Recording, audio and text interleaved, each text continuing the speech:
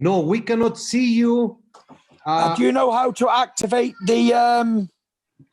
Are you on a computer or your phone? Oh, I've got it now. It's come up. Access camera. Okay. Okay. There you are. Okay. Can you see me now? Perfectly. Looking good. Hey! Yeah. Good to see you, Pepe, Mauricio. Very good to see you again. Nice to see you, darling. Hi. How are you, champ? How's everything? How's life I'm treating doing you? absolutely very well. Since I got back from Vegas, I've been training 4 times a day, 6 days a week, keeping in shape, you know. I want to defend this belt. I want it to be the first belt I ever defend.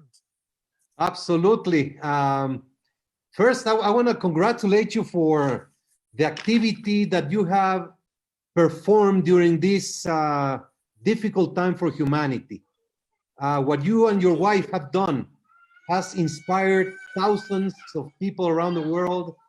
We just saw a testimony 2 days ago from a woman who, thank you, she had been having a lot of problems with alcohol.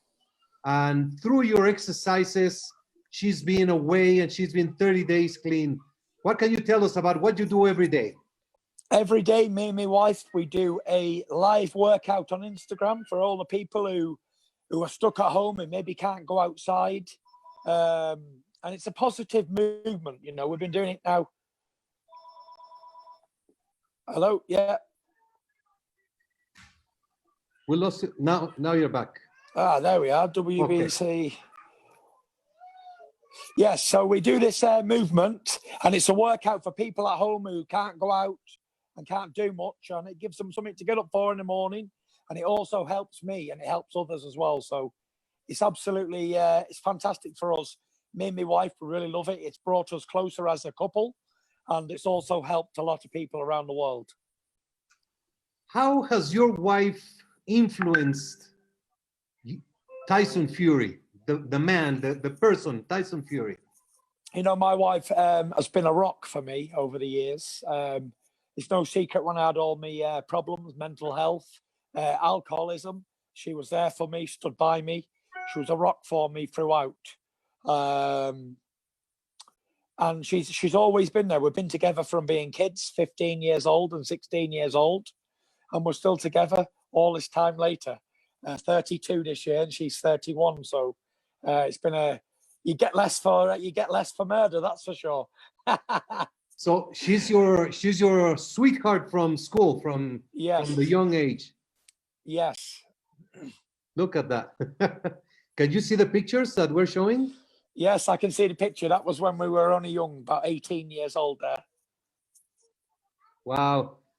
We presented the Heroes for Humanity Awards to both of you for this work, and I'm just so very proud of what you represent, what your wife and you represent as a couple, what you represent as a WBC heavyweight champion of the world, and we could not have a better representative, and I'm very, very proud of you. Thank you very much, guys. You know, I'm very honored to be an ambassador and heavyweight champion of the WBC. It was the only belt that I didn't win during my career. And I finally got hold of it at the end. And now I intend to make 20 title defenses of the WBC crown. Yeah, you got to break all the records from Ali, Larry Holmes, even Joe Louis, the all-time record of defenses. Yes, I see these challenges today, and I've already beat the toughest one in Deontay Wilder. So just stack them up and I'll knock them down. Okay. There's a few, you know, when we announced we were having you in the WBC talks, it just created huge excitement. And we have a few questions from fans. Yeah. One, they would like to know, who are your top 5 current heavyweight fighters? Who do you think are the top 5 current? Yes, obviously me, number 1. Number 2, I say Wilder. Number 3, I say Joshua. Number 4, I say Alexander Usyk. Number 5, I say Dylan White. You know, it has been a long time since there has been excitement in the heavyweight division. Now, Yes. great champion, great contenders, and great possible matches. So we look forward for many years of great excitement. How Yeah, about you? me too. Yeah. Yeah, please You go know, ahead. there's a lot of good contenders in the top 15 in the WBC, and a lot of good guys who'll be moving up from the top 50 to the top 20 to the top 10 in a year or so. So I look forward to all the challenges.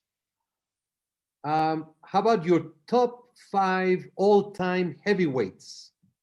This is a good one. This is probably a strange one because there's a few guys in here that other people probably wouldn't put in the list. But my all-time 5, not including myself, is in no specific order. I'd say Muhammad Ali. I'd say Larry Holmes. I'd say Lennox Lewis. I'd say Joe Lewis. And who else would I put in that 5? I'd probably put Rocky Marciano in there as well, because he was unbeaten 49-0. Well, I was talking a few days ago about Marciano. You know, the difference in weight of today's heavyweights and the pre-WBC era. Marciano was like 190, 195 pounds, 185 pounds. And Yeah. he could punch. I mean, he could be a champion in today's boxing. Yeah, he could be a champion in the light heavyweight division and the cruiserweight division, because that's the weight of him. Like the weight today, like my weight for my last fight was 272 pounds, Yeah. and 6'9" tall and very athletic. You know, even Wilder's 6'7" and 232. Joshua's 6'6" and 242. You know, the guys of today are like dinosaurs compared to the old time greats from the past. But then again, Mauricio, every time evolves, everybody gets bigger and stronger and faster. Absolutely. This is part of the new style of new technologies, nutrition. You know, now fighters have strength and conditioning coach and even a psychologist, and you know, a lot of things are coming into place. You know, nutrition.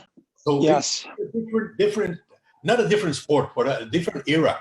I don't know if do you believe the boxers are getting stronger with all these developments? I believe everything evolves. Like if you look at the world's fastest man from 10 years ago compared to Usain Bolt today, it's a hell of a difference, like really quicker. If you look at the world's fastest car from 20 years ago and look at the world's fastest car today, everything's got bigger and faster. If you look at a big truck from 20 years ago and one from today, they're all bigger and faster. But like you said there, Pepe, you touched on something really good. You said nutritionist, strength and conditionist, psychologist, some of these guys are having. But back in the day, 30, 50, 100 years ago, they never even had this sort of stuff. Some of them didn't even eat food. There's a famous fighter called a Cinderella Man, Jimmy Braddock. He didn't eat for 3 days before he fought Max Baer for the World Heavyweight Championship. So, you know, we're very privileged to live in this era and to be able to have all the nutritionist, the strength and conditioning work, not have to go to a full-time laboring job, and be a full-time professionals and take it very, very serious and very professional. The guys back in the day, I often heard stories of fighters having brandies in between rounds and stuff. Absolutely. Yeah.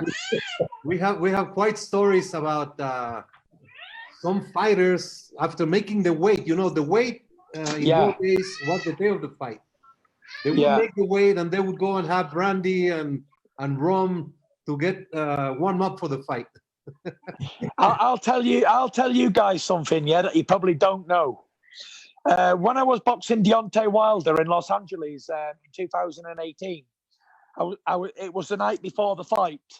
I had this urge to go downstairs and have a beer. So I thought, you know what? I'm fighting for the heavyweight championship of the world. My body's telling me I want a beer. I'm going to go downstairs and have one. So I calls up my buddy who organises things for me, Tim. And I says, Tim, meet me downstairs in 5 minutes at the bar. He said, what? I said, meet me downstairs in 5 minutes. So I go downstairs and I get 2 beers, one for me, one for my buddy, Tim. And he says, what are you doing? You're fighting for the heavyweight championship of the world in the morning, tomorrow night. And I was like, listen, the old-time greats, they used to have brandies and they used to get absolutely sackless drunk before championship fights. So I thought, if I can't have a beer, I'll be right. So I ended up having a beer and I felt good, went to bed, got an early night, and I felt great the next day and I put up a good fight. That's a good one. That's a good story. Were there people in the bar? Yeah, there were people in the bar and they were like, hey, champ, what's happening? Can I buy you a drink? And I was like, no, thank you. I'm fighting in the morning for the championship of the world tomorrow evening, sorry. You didn't arm wrestle any of them? Yeah. That's a classic. Yeah, there was a lot of people in the bar, so you can imagine how hectic it was. And for them all to see me walking down, having a beer at the bar, it was like, wow, this guy's crazy. You're unique. You're a character. Yes. And, tell us about your life in general, before boxing, the gypsy thing, the gypsy lifestyle, your grandparents, Yes. your parents. What can you? Yes. Oh, well, what I am is the Gypsy King, and the Gypsy lifestyle and race goes back to the 1st century, goes back 1,000 years. And they travel throughout the world. There's gypsies in every single country in the world. That's why I have a very, very, very big following, whichever country I go to. If I boxed in Jamaica, or if I boxed in Spain or Italy or Mexico, anywhere, then there'd be gypsies in that country and they'd come to support me. That's my granny and grandfather right there.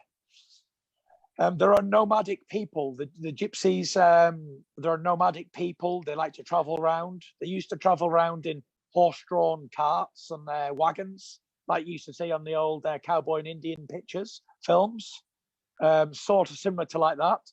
And yeah, the lifestyle is, though, it's always been about fighting. We've always been oppressed people. We suffered racism, even today. Even as heavyweight champion of the world, I suffer with racism on a daily basis. And people would look at me and say, well, you're a white guy. How can you suffer racism?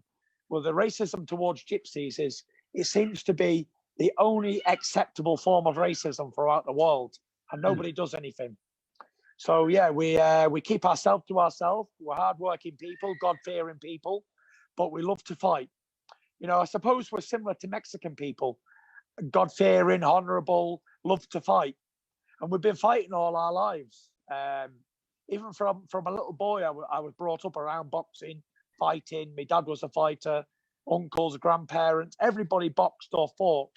So it's bred in us, it's automatically, all the boys, the males throughout the community and all that, they all can box.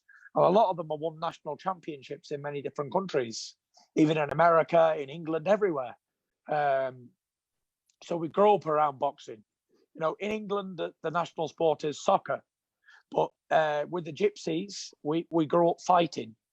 If you go to like the national championships for all the ages, in every category, say there's 11 or 12 different weight categories, then 9 or 10 of them will be travelers in the final. Wow. So, but what happens with them, usually 80% of the time, they get to 16 years old, 17, to when they get a bit older, and then they get married. They get married young, and they have to provide for their wife, and then they have children young. And before they know it, they're 20 years old and they've got 3 kids. And the way you describe the similarity with the Mexican people, Mexicans, through the Aztecs, the Mayans, the way the culture came about, they were fighters, they were warriors. Yes. And I could see something special shining in your eyes when you got the Mayan belt. Yes, I absolutely loved it. I got that Mayan belt, and I'm going to show you, because I have many, many, many belts. But at the top of my list, at the top of my display cabinet. How do I turn this camera around? Zooming out. There we go. At the top, there's all the other belts. There's the Ring Magazine belt. And there's my Mayan belt right at the top. Look, if you look, there's all the other belts in the cabinet, every single belt in boxing. But there's my green Mayan belt. Right at the top where she belongs. I love it. I love it. So yes, it's very special to me. And when I heard that I was going to be fighting for the WBC Mayan belt, I thought it was a great honor because I became the first non-Mexican person to fight for this prestigious belt. And I've even got the nickname El Rey Gitanos. Yes. And I've got it on my phone. And on my phone, it's my phone name. But I have a Mexican coach, Jorge Capitella, in Las Vegas as well. And I have quite a few Mexican friends in Las Vegas, in and around Vegas. Yes. That But the thing about fighting is also why you fight. A lot of people just fight for money, just for fame. You fight also with a mission, with a purpose, not specifically in material. You have like a more of also a spiritual vision in Yes. the world. Yes, Pepe. I as a heavyweight champion of the world, I've become a 2-time heavyweight champion, lineal champion. I've won every belt. I've made quite a bit of money out of boxing. But, some fighters, they get a few dollars and they just go crazy. They buy all shiny things and whatever. And by the time they look around, they've spent all the money and they're back to where they started. But for me, the assets, material assets, is not what it's about for me. I live in a normal house. I drive a normal car. Me and my wife and kids, we do normal life. And that's how I like to keep it grounded. Why I box now? In the beginning, it was about being heavyweight champion of the world. And nothing was ever going to stop me from becoming the heavyweight champion of the world. And then I beat Klitschko and won all the belts, become the unified champion. But when I made the return in 2018, it was going to be about something different for me. It was going to be about helping people who were suffering with mental health problems. It was going to be about showing the world that anything is possible. Because I came back from just over 400 pounds to get back to fighting fit again within about 8 months' time, and I was in the ring again fighting. And I was so down, I was suicidal, I was depressed on a daily basis. I didn't want to live anymore. I suffered with bipolar and anxiety, depression. And I wanted to show more than anything that anything is possible, because people told me it was impossible to come back. They told me that I'd never box again. They told me I was too fat, I'd gone too far. And I wanted to prove to the world that with the right mindset and dedication, anything's possible. Even if you're reaching for the stars, you will get there eventually. You might need a rocket ship to get to the stars, but eventually, if you aim high enough, you're going to hit one. And that's what I'm doing in this time. I box and I fight for people, not just for money and fame and glory, because it's all quite pointless, because this is a short life. And it's about, for me, it's about leaving a mark and a legacy and helping people around me today. And being a good person and inspiring and helping others around the world who are suffering, who are oppressed, who are down, who do need a helping hand. And maybe when I keep talking about it all the time and doing interviews and videos about mental health and stuff like that, then maybe just one person might see it and think, you know what, I'm going to change my life today because I saw that guy do it. And I know it's possible. And that's what I aim for. I aim to help others who are down and who don't think there's a way back. And, I'm like a shining light to people around the world who are suffering with mental health problems, because there's always a way out and there's always a way back to where you want to go. You just got to find the right path to the promised land. Mm-hmm. Yeah.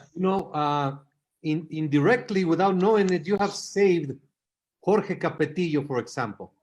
His gym was in the verge of having extreme problems, and you go in and do an exhibition and you do an event to save his gym, and now he's in your corner. Now he's in the corner of the heavyweight champion of the world.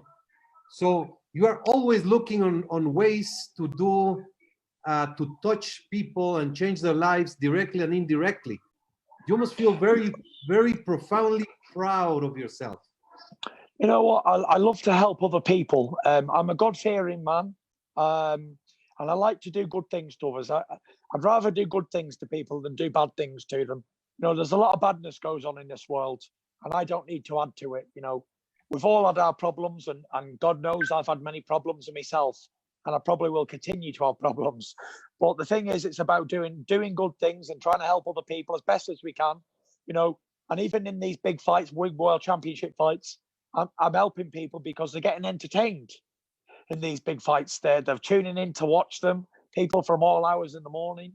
When I box in Las Vegas, it's 5 a.m. in the morning here in the UK, and everyone stays up to watch and around the world. So, you know, I just hope that I can be good for the sport. I hope I can breathe life back into it as I've done over the last few years and give it a real buzz again, the heavyweight division, because when Klitschko's had the belts, no disrespect to the guys, they were great champions, but there wasn't a real buzz around the heavyweight division. It was classed as boring, and it was classed as like the heavyweight championship of the world needs to be in the West. That's for sure. It needs to be in like North America or the UK or somewhere like that. When it's in Europe, people like the American people, the Mexican people, the British, the Irish, they don't sort of, it doesn't mean as much to them. It also almost devalues the heavyweight championship of the world. And now that it was in America with Deontay Wilder, he's back in the UK with me, and you got Anthony Joshua. It seems to be that the heavyweight division is thriving back to the late 80s and 90s when you had like Evander Holyfield, Mike Tyson, Larry Holmes, Lennox Lewis, back to those days. And that's what I hope to take it back to the glory days of heavyweight boxing. And I've proved that I'm willing to step up to the plate and give the fans the fights they want to see, because as we all know that Wilder was trying to fight Anthony Joshua for 2 years, and there was a lot of money on the table, $80 million to be precise, and they turned it down. And I was here, I was 400 pounds plus, and I was thinking to myself, I need to come back, I need to fight Deontay Wilder, almost to defend my country type of thing, because a lot in the boxing game, they were saying, oh, the British heavyweights, they're all cowards and whatever. And I'm sitting here thinking, I've been retired for nearly 3 years, 400 pounds, I'm going to make a comeback and I'm going to knock Wilder out. Within 6 months, I was back in the ring. I'm back fighting Deontay Wilder for the first fight. And I proved that, like I said before to Pepe, I proved that with the right mindset, anything is possible. And I wasn't ready at the time for that first Wilder fight. I sort of jumped into it hasty. But I knew then that when he couldn't beat me, when he couldn't do anything with me then, I outboxed him all the way. I knew then, like, when I'm match fit and ready, I have a couple more fights, he will not live with me. And that proved to be the fact. I absolutely annihilated him. Yeah. Do you recall in your darkest hour, in your lowest moment, what ignited, what said, okay, enough is enough, I'm going to get out from this and change my life? Well, I'll tell you what happened. Yeah, there was a specific turning point. There was a couple, actually. There was two. I'll start with the first one. I was in a high-powered car, Ferrari, to be precise. And this day I was very down and depressed, and I was going to kill myself. I decided I was going to commit suicide by smashing this car into a bridge. And I picked the bridge out, and I knew where I was going to go. It was a familiar road to me. And I got the car up to a very high speed, and I was aiming towards this motorway bridge, highway bridge. And I got within maybe 100 feet of the bridge, 200 feet. And something told me, I almost heard a voice. Maybe I did hear a voice. I'm not saying I didn't, but I heard it as clear as we're talking now. And it said to me, Tyson, do not do this. You're going to destroy your family's lives. Your kids are going to grow up with no father. You're going to make things very, very difficult. And I immediately slammed on the brakes and pulled the car over. And people say, before you die, you see your life flash in front of you. I didn't see no life flash in front of me.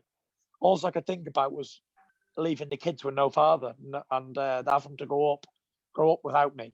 So I pulled the car over and I could feel my heart beating out my chest. And I could feel tears coming down my face. At the time, I didn't know this was happening. I was all in erratic mood. And I thought to myself, this is the first time I need to get help. Because I'd suffered with anxiety and depression from being a young boy, but never was diagnosed, never went to see a doctor until I got to 28 years old. So I went to see the doctor, and at first I didn't think the doctor thing was going to be for me. I wasn't convinced about it. And I went to see this doctor and I spoke to him. And I told him about what was going on and all that. And he told me that I wasn't the only person in the world who had these problems. Because at the time, when you're not educated on this matter, which I wasn't, I never had a clue about it. I just knew that I would feel down and I feel bad all the time, ill, and I didn't want to live. And he said, you need medication, you need help.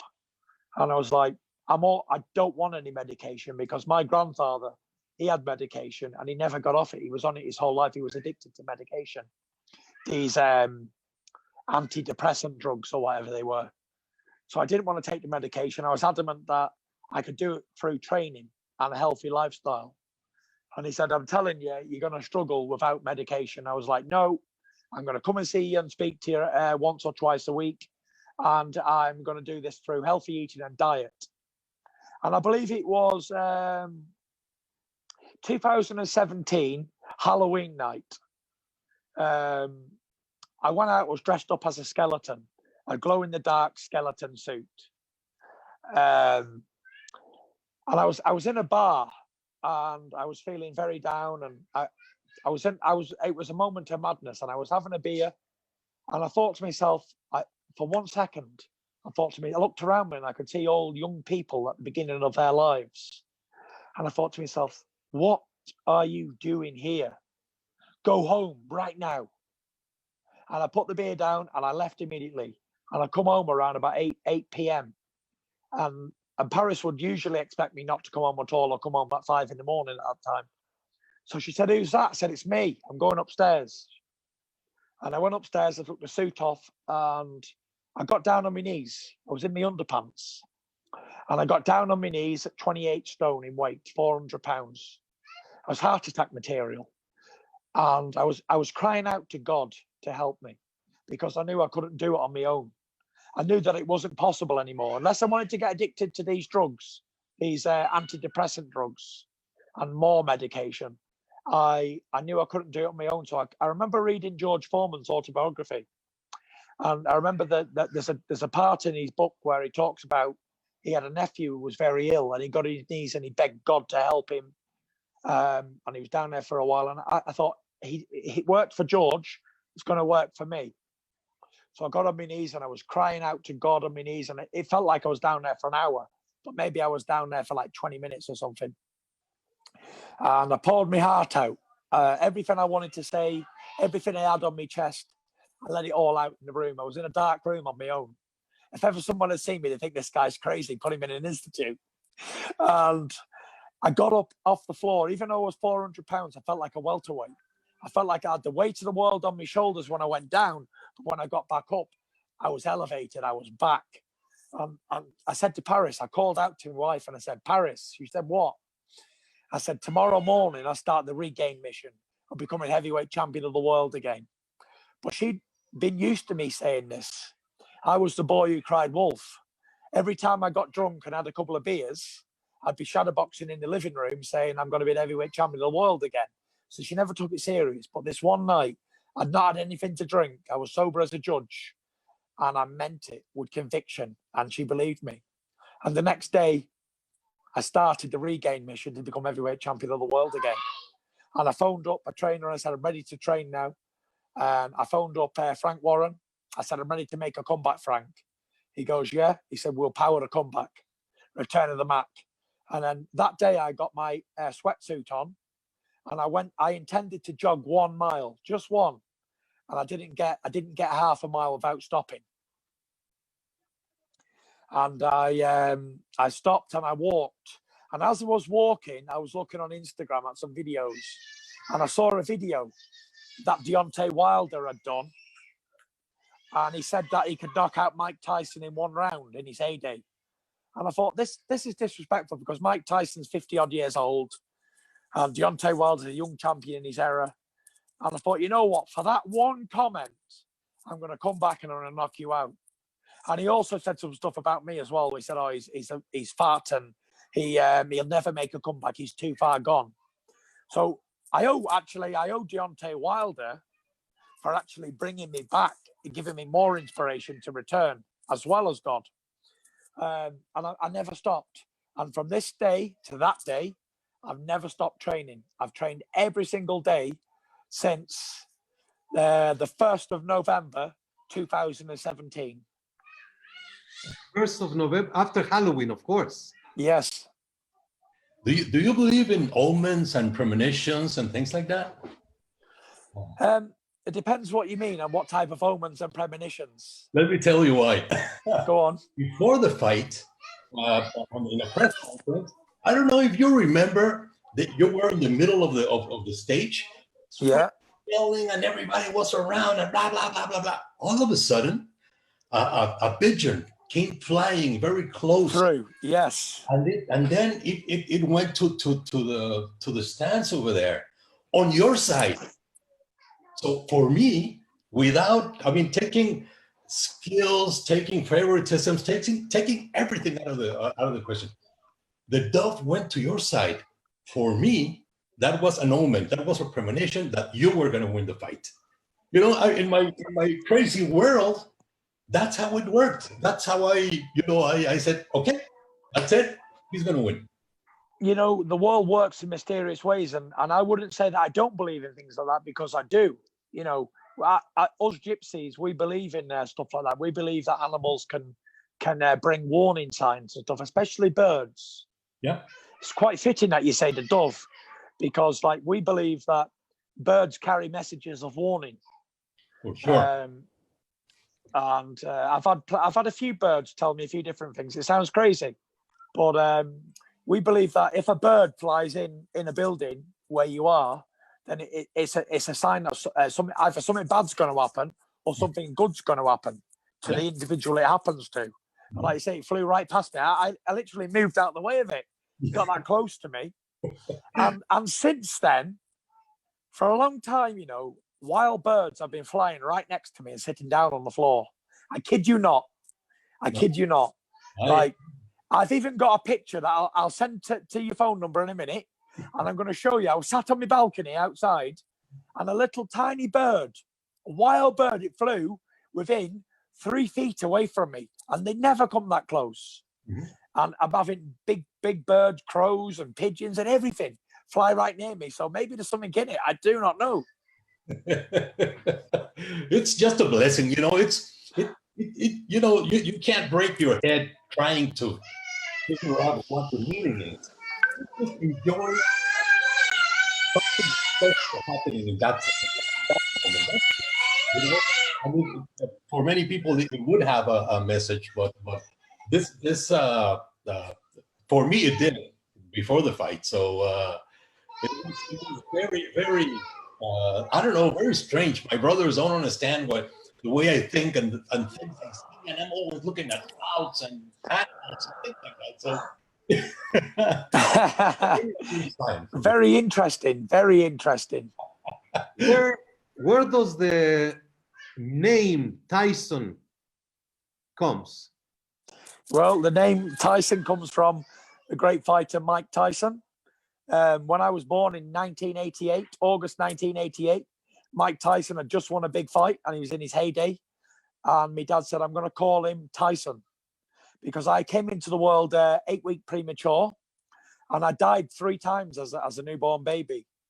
And I was very small. I only weighed at 1 pound in weight. And the doctor said that I wouldn't live. I wouldn't make it. And my dad said, he's going to make it, and he's going to grow up to be nearly 7 feet tall and 20 stones, which is about 300 pounds. And he said, I'm going to call him Mike Tyson. I'm going to call him Tyson after the great heavyweight, because my dad's all-time hero is Mike Tyson. And he said, I'm going to call him after the greatest heavyweight that's ever lived, Tyson. And he's going to grow and he's going to be strong. and he's going to be the heavyweight champion of the world. That's exactly what he said. And I grew up to be strong and big and become the heavyweight champion of the world after being named after Mike. I actually got to meet him and become good friends with Mike Tyson over the years. What did you say about Mike? He's a wonderful man. Mike Tyson is a dear friend, and he is an inspiration to many. Now you seem to be getting along very well. You had him in your podcast, so yes. Mike's a great guy. You know, he has a lot of experience. He's been through a lot of trauma in his life, a lot of highs and lows, and I think now he's in a real stable place. And he's doing absolutely fantastic for his life and his family. I wish him all the luck in the world and success. He's doing very well. He's doing great, and it's boxing that has brought him back to feeling well. He lost all this weight, and he's doing sensational. Yeah, for sure. I'd advise anybody, if they want to lose weight and get fit and control mental health, then boxing, whether it's keep fit classes, boxercise or actual boxing technique on bags and drills. It's absolutely fantastic cardio, fantastic for strength work, especially for people who've never done it before. It absolutely make you lose weight quick, and it gives you it releases an endorphin in your brain, a feel good factor. Who would you say is your boxing hero when you were growing up, when you were starting doing your first things in boxing? Who has been your inspiration from the ring? My boxing hero, I always liked and watched Muhammad Ali growing up as a kid. I used to go to these like car boot sales. I don't know if you have them in Mexico and America. Like people sell stuff they don't want out the back of a car. Yeah. And I used to go to these places and things would be cheap on them. And I used to go to these and I used to collect VCR videotapes of old boxing, anything boxing, old time, black and white movies, black and white boxing fights, right the way up to new ones, as new as we could get. And I'd studied the heavyweights and I'd sort of practiced different bits and moves from different fighters. But I liked Larry Holmes, I liked Muhammad Ali. And I also like, this is a strange one, people don't get it when I say this, but I liked Michael Spinks. Spinks for me was a very technician boxer. He was absolutely fantastic at moving and putting punches together and coming at awkward angles. I know he lost that one fight to Mike Tyson in one round and he's judged for it. But I think he already lost that fight before he even entered the ring. But apart from that fight, the fights he had as a light heavyweight, and cruiserweight and heavyweight, I thought he was a very, very talented fighter. Do you like Snoop Dogg? Snoop Dogg? Yes. Yes, I like Snoop Dogg. Yeah, I like the music. I listen to all different types of music. Anything from hip-hop, R&B, rap, to country music, to dance and R&B, anything. Do you have a favorite group or a favorite song? My favorite singer is Elvis Presley or Tom Jones. Elvis, okay. And I obviously like Viva Las Vegas for obvious reasons. When I met you here in Los Angeles, I gave you a WBC cap with the WBC Yes. there. Then we walked into the media workout, and everybody puts all kinds of music, very loud music. But then you asked you guys to turn on the music, and it was Tom Jones, and Yes. I thought it was great. I enjoyed that. Like I always suffer when I do the workouts, but this I enjoyed so much. This is very different. So I really enjoyed. I am a very different person to most boxers, Pepe. Like you said, I can work out to Tom Jones and country music and soul music and jazz music. Mm-hmm. I don't need all the head banging music. I don't mind it. I don't dislike it, but I can easily train to Elvis, even love songs, anything. But yeah, I do like Tom Jones, and I like training to Tom Jones. And the guys in the gym, the sparring partners and the trainers, they're like, this British guy, he is crazy. And then to top it all off, like I've got to have been the first heavyweight champion in history. Got to have been the first heavyweight champion in history to walk out to Patsy Cline. Crazy. Tell me that Bye Bye Miss American Pie. Yes, Don McLean. Was that planned? When you sing it in the ring, that has, I mean, decades from now, people will see that video. They will see that moment. That was a humongous moment in the sport. You singing that song, that was tremendous. How did that come about? You had it planned, or no? Nothing planned. With me, Mauricio, nothing's planned. Everything's like spontaneous. So after fights, I usually sing songs. It's sort of what I do. After the victory, I sing, and people expect it. People expect it from me to sing songs, and I thought to myself, I do love that song, and the Don McLean American Pie. And I thought to myself, you know what? We're in America. Let's sing Bye Bye Miss American Pie. And it's a great classic, and everybody knows it to join into and sing along. So it was, I look back at the video, and it's going to be, like you say, it will be an epic moment for me in my life in time. And people remember the day the heavyweight championship changed hands and Tyson Fury sung Bye Bye Miss American Pie. What is your favorite TV show? Favorite TV show? I did watch the series Game of Thrones. I enjoyed that. I like all that sort of kings and queens and castles and sword fighting and that sort of stuff. I like them type of movies. I'm watching this one now on Netflix called Reign, and it's about the British monarchs going back to the 1500s, like Mary, Queen of Scots, and Queen Elizabeth and stuff like that. And that's a really good series to watch. I don't know if you get it over there in California, but maybe you do. And I also watched this one called Jamestown. It was about the first settlers in Virginia when they first came to the New World. Oh, that would be nice. I'm watching one that is called Dark. It's a German series, and it's mind-blowing. I'm very into it. Every night I watch with my wife 2 or 3 episodes. Yes, we're the same. Me and my wife, we get the kids to bed, and we try and get 2 or 3 in every single night. It's sort of like a ritual. I'll have a cup of hot tea, and we'll sit down and we'll watch the TV show. And the thing is, though, I can get addicted to them. I can put 1 on, 2 on, and I could sit there all day and watch them. Yeah. Tell us something about the Magic Man. Frank Warren. Mr. Frank Warren. He's a Hall of Fame boxing promoter. He's promoted all the top British guys, even promoted Mike Tyson for a bit as well. And, you know, when I was down and out, there was a lot of offers from different people, from Golden Boy Promotions, from Germany, from Sauerland, and from Eddie Earn, Matchroom, and there was a few different people. But, you know, Frank has always delivered for me. He delivered me the Klitschko fight. He made me mandatory for that fight when I boxed Derek Chisora for the mandatory position. And he got me a couple more fights. So I always thought I'm better with Frank Warren, who I've dealt with and worked with in the past. So we had a good relationship. And Frank's delivered time and time again.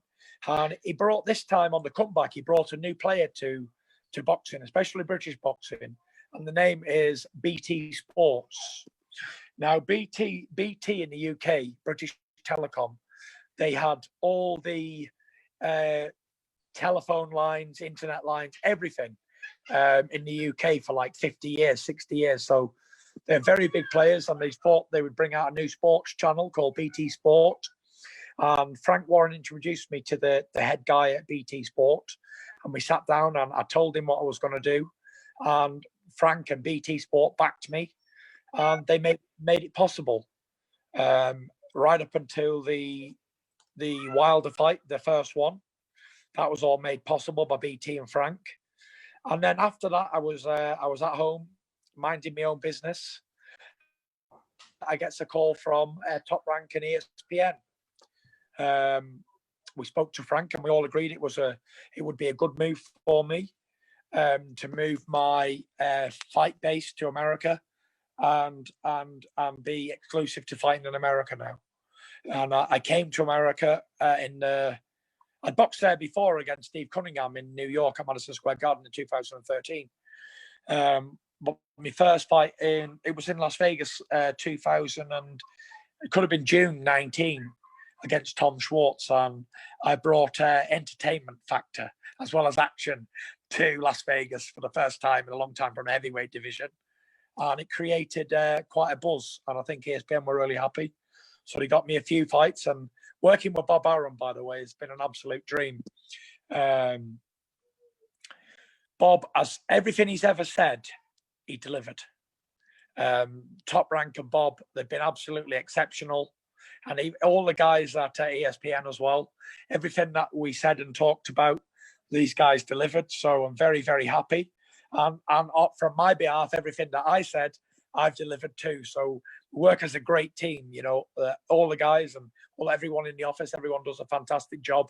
And between us all, between Frank Warren, between Top Rank, ESPN, MTK Global, we all have a little input on what's going on and where everything's going. And it's absolutely a fantastic dream team. Bob Arum, he will be turning 90 years old next year. Yeah. And we're gonna dedicate 2021 as a year of boxing. We're gonna do many celebrations. And to see Bob Arum so active, so passionate, so clear-minded, you must have great stories about Bob Arum. Yes. Bob flew over to me, and I didn't know how old Bob was until he told me. He said, I'm 88 years old. That was in 2019. And he says, I fly all over the world. And he's got so much energy. I've never, ever seen a work ethic like Bob Arum. Absolutely fantastic person to be around, so positive. We went for a meal in London when he came over to see me for the first time. And I asked him, I said, Bob, what's the motivation? I said, at nearly 90 years old, what motivates you to want to be a promoter? And he was like, I started off in the game with the best heavyweight champion, Muhammad Ali. And I'd like to go out with the best heavyweight champion, Tyson Fury. And from that moment, I believed in him. And I knew he could deliver because he delivered so many big fights. Yeah, he's a legendary, unbelievable. Yes, for sure. I hope to have many more big fights promoted by Bob Arum, for sure. Yeah. How was your experience to train with Emmanuel Stewart at the Kronk Gym in Detroit? Fantastic. I was a young kid when I went there. I was 21 years old. And this is an absolutely crazy story. It was 2009. I was 21 years old. I was the English heavyweight champion. I think I had 12 fights unbeaten. 12-0. And I thought to myself, you know what? I want to go to America and train. And I want to go to Emmanuel Stewart, the world's greatest trainer at that time. Legendary trainer. So I got on a plane and I went to the shop and I said, right, Detroit, please. So I got on a plane from Manchester to Detroit. I didn't even know where I was going. Went on my own to Detroit from Manchester as a young kid. I flew into Detroit airport and I went to a cab driver and I said, can you take me to the Kronk Gym, please? He said, yes, no problem. And he takes me to a place and he said, the Kronk Gym's closed down. And I was like, really? And he was like, let me see if it's moved somewhere. So he gets on the phone, the speaker, and he speaks to someone. He says, oh, yeah, it's moved, 5 miles away. So he says, I'll take you there. So I never had a contact with Emmanuel Stewart. I'd spoken to him on the phone maybe a year or two before when he was working with Andy Lee in Ireland. And I just turned up out of the blue and I walked into the gym. Before I walked in, I said to the taxi driver, could you wait here, please, for 10 minutes and I'll be back out and we'll go back home if needed be. So I goes in the Kronk Gym in Detroit. I walks in. Back then, I had a lot of curly hair, big mop of curly hair. And I was very, very handsome back then. Not like the beast from the East that you see today.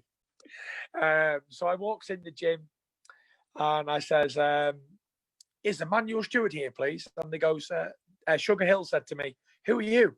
And I said, "I'm the next heavyweight champion of the world, Tyson Fury." I said, "Emmanuel's probably expecting me." And he gets on the phone to Emmanuel and he goes, "Manny," he said, "there's a crazy looking white dude here saying he's going to be the heavyweight champion of the world." Emmanuel said, "What's his name?" And he said, "Tyson Fury." He said, "Send him down to me." He was in a restaurant a few miles away with HBO having a meal. And I goes into the restaurant. He makes me feel very welcome. He didn't know I was coming. It was just out of the blue randomly. And he takes me back to his home and he invites me into his home. And he says, "I want you to stay with me for a few weeks and we work together." And although I just met him for the second time, briefly, I felt like I knew the guy for like 10 years already.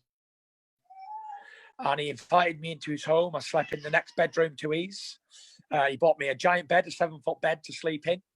The next day we went down to the gym and he treated me like a world champion, even though I only had 12 fights. He would sit down and bandage my hands up, wrap me up for like 40 minutes at a time, teach me the basics, worked on the jab, the right hand, the left hook, the footwork, balance. We worked on basic stuff and we talked a lot as well. We talked a lot of boxing. He was quite impressed with my boxing knowledge. Excuse the kids crying. Do apologise. Yeah, we talked about a lot of boxing over the years, and I asked him a lot of questions about boxing. And I was supposed to stay there for a couple of weeks. My return ticket was a couple of weeks, and he actually extended it an extra 2 weeks. And he said, "I want you to stay for another 2 weeks." He said, 4 weeks. I said, "I want to work on some stuff with you." He said, "You're going to be my next heavyweight champion of the world." He said, "I had a dream about a tall fighter with a long back that I was going to work with, and I never knew it was going to be a British guy." I was like, "Right." So we used to go down to the gym. We'd do some sparring with Jonathan Banks and some other guys, and I'd be in the ring and I'd be sparring around with these welterweights, 2 or 3 at a time. I'd say, get in, let's have a move around. Let's do some work." And they was looking at me like, "This guy is crazy." And all the guys in the gym, they were like former world champions and stuff, and old guys sat down beside the ring. And they said, "Oh, we've never seen anything like this. This guy is crazy. This British guy is crazy, but he's got some rhythm."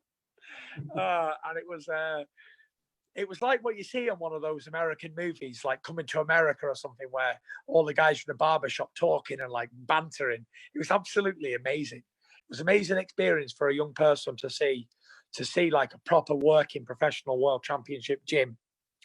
And I remember at that time there was Steve Forbes was in the gym, Cornelius Bundage, K9. Who else was there? Andy Lee came after a week or so.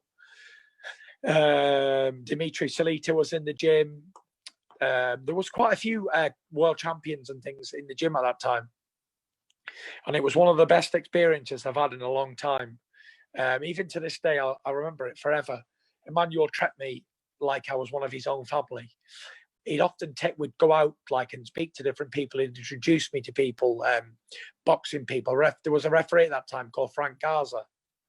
I met with Frank and his wife in a hotel. I met quite a lot of people that I wouldn't have never got the opportunity to meet if I had not stayed in England. And he'd take me to like restaurants, and I'd get up and start singing on the microphone as a young kid. I went to this like Motown bar in Detroit, and we'd go there and have some food, and there was singing on, and everyone would just get up like a karaoke sort of thing, and everyone would be getting up and singing songs. So I said to Emmanuel, "I'm going to do it. I'm going to get up and sing a song for everybody." So I gets the mic. I says, "Can I have a go?" They said, "Yeah, no problem." And I get up and I sing, "You Look Wonderful Tonight." And everyone was up clapping. And Emmanuel said, Eric Clapton. Yeah, Eric Clapton, "You Look Wonderful Tonight." And everyone was up clapping, and then they were saying to Emmanuel, "Who's this new kid? Who's this new kid?" And he goes, This is my next world champion." And then I went back home. I had we had our first child, newborn at the time, Venezuela. And I couldn't just stay in America because I had a wife at home to feed and look after. So I had to go back to the UK to look after my family. And when I got back, I was home for about 3 weeks, and I get a phone call from Emmanuel. And he said, would you come over to Klitschko's camp and you can work with me there? We will work in Klitschko camp. So I said, yeah, no problem. So I goes over there with my cousin, Huey. He was only a young kid, 14 years old at the time. He was boxing as well. So I took Huey over there for the experience. We went there and we'd be working out with all the guys in the gym. I never did any sparring with Vladimir at the time because he was fighting Derek Chisora at that fight. And he was obviously a lot smaller than me, so it was too big. So me and Emmanuel would work out and we'd talk about things. He'd ask me my advice on what about Vladimir and stuff like that. And then we ended up going to, I had a fight come up on the undercard of Bernard Hopkins versus Jean Pascal in Quebec City. And I remember actually seeing the WBC diamond belt for the first time ever. Back then in what year it was. It could have been 2009. 2009 or 10, yeah. Yes. I know it was made for the fight with Hopkins and Pascal for Quebec City, Pepsi Coliseum, Quebec City. And I boxed on the undercard, and my buddy, Adam Harris, he picked up the belt. I don't know how we got it, but we had the belt in the back of his car and we were delivering it to Yvonne Michel for the promotion.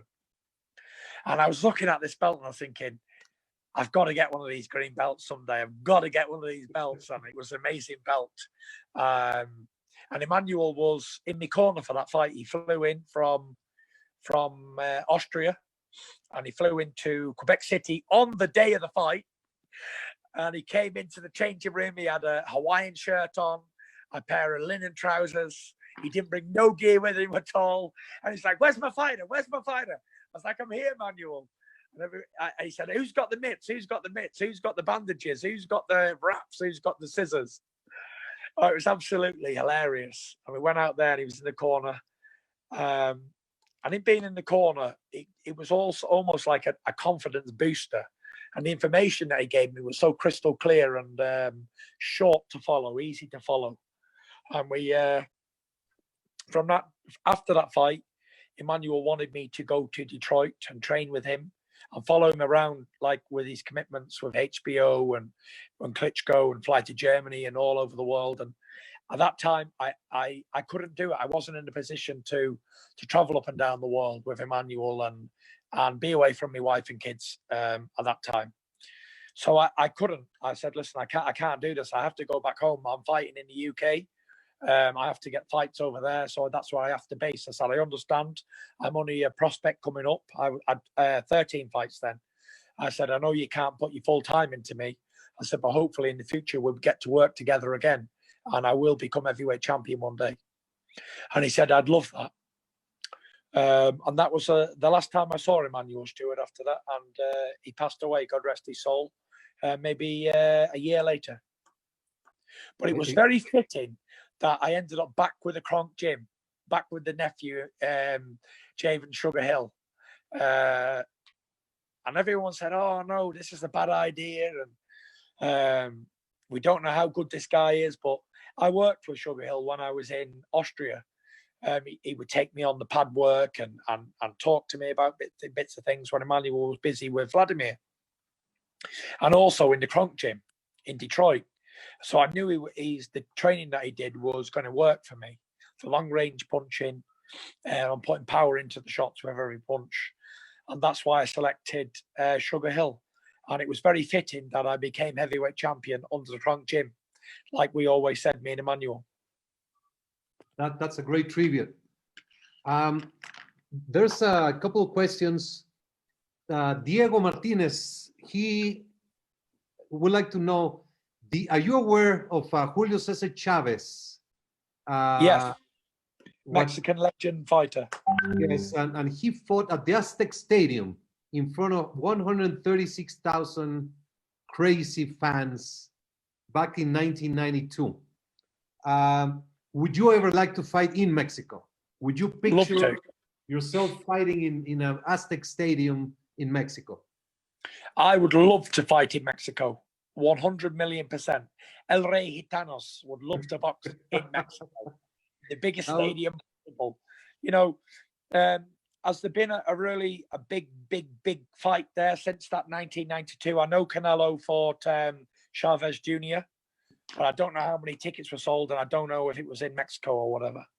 That was in Las Vegas at the like 20,000 seat, at the T-Mobile. And No, Emmanuel, going back onto Emmanuel Stewart, he often told me that to become a legendary heavyweight champion, you must box in different countries. You can't just stay in a stronghold where you're from. You must travel the world and fight in places that other fighters don't fight. You look at Muhammad Ali, he traveled all over the world. He boxed in England when he was a young up-and-comer. He boxed in Germany. He boxed in Ireland. He boxed in Africa. He boxed all over the world. Venezuela, Philippines, everywhere. Yeah. Yes, everywhere. That's how you become legendary champion. And I don't want to be one of these champions who just sit at home and defend, and not travel the world fighting, not giving. I ain't just a British champion. I'm a world champion, so I represent the world. I'm the champion of the world.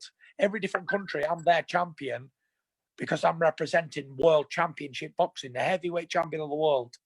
So I'd love to box in all different countries. Would love to. You have your green belt, and that has 166 countries, 166 flags. That's what you represent.